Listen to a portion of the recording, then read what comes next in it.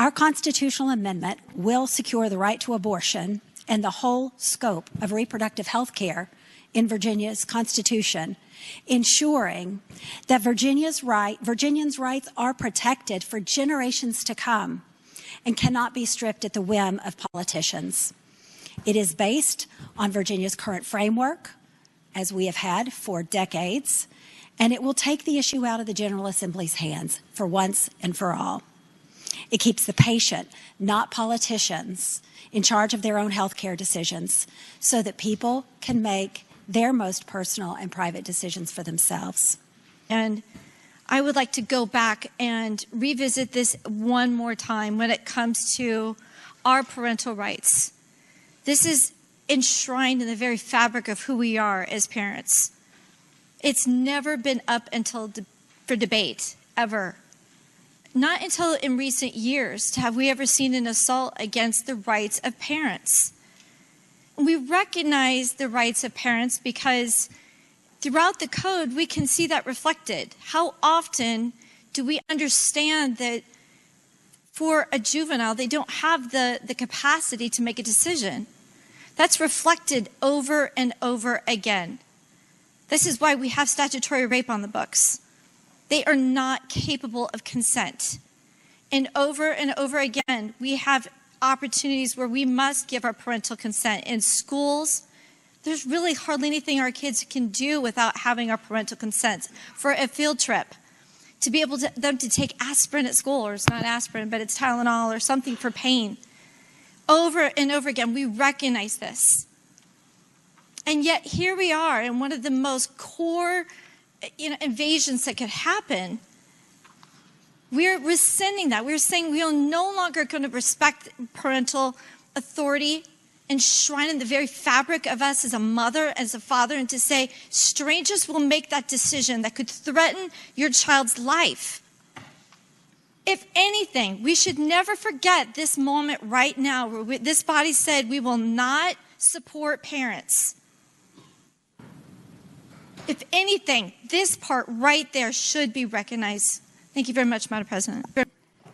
I will just note that this body decided not to put in the Constitution parental rights because there was an acknowledgement at the time that life is complicated. Not every family is loving and supportive. Not every family has the best interest of the child. And we have to acknowledge that. In our code, we do have parental consent, but we also have a judicial bypass because we have acknowledged as lawmakers for years that there are cases when a child is raped by her father or stepfather. There are cases where a family would evict and have evicted their daughter because she became pregnant. There are cases where the family has actually asked the daughter to leave, if not evicted. This is the reality. We're not living in a perfect world where everybody acts responsibly with love and care. That's not where we're living. So we, as lawmakers, have to step up and stand up and protect rights where we can and acknowledge that there needs to be individual decisions made in certain cases. And that's exactly what this constitutional amendment does. This constitutional amendment relies on the general principle of reproductive rights, and it is a general principle, but it is an important right, and it is a right that we should enshrine in our Constitution. And this conversation about parental rights is a peripheral conversation which has been dealt with before and needs to be dealt with on an individual basis. My colleagues and I have heard from our constituents for years demanding that we protect their reproductive freedom. And I will tell you, in my district, I have heard from Republicans, I have heard from independents, I have heard from Democrats, I have heard from people who are not particularly political, and I have heard from folks who quietly say, I'm a Republican, but this is going to be the deal breaker for me. I'm voting for you because you are going to protect my rights. And I think a lot of us have heard these in this chamber.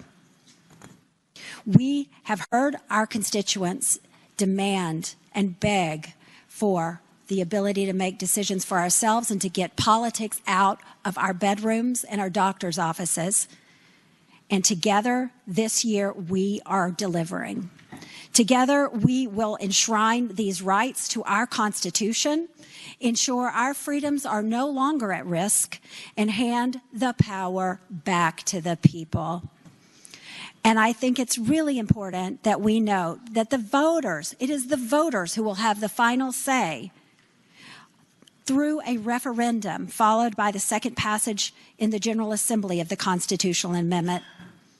I know that we can trust that individuals should and will have the ability to make the decisions for themselves, and they will be able to do that at the ballots.